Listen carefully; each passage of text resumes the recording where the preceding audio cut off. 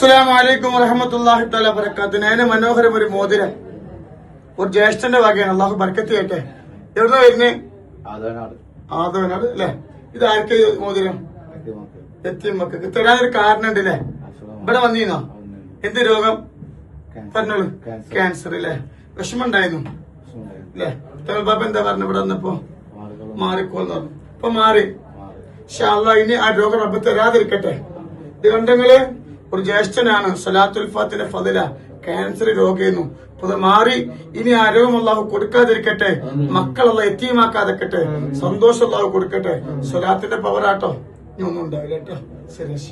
അല്ലാഹു അക്ബർ അല്ലാഹു അക്ബർ അല്ലാഹു അക്ബർ ലാ ഇലാഹ ഇല്ലല്ലാഹു അല്ലാഹു അക്ബർ അല്ലാഹു അക്ബർ വലില്ലാഹിൽ ഹംദ്.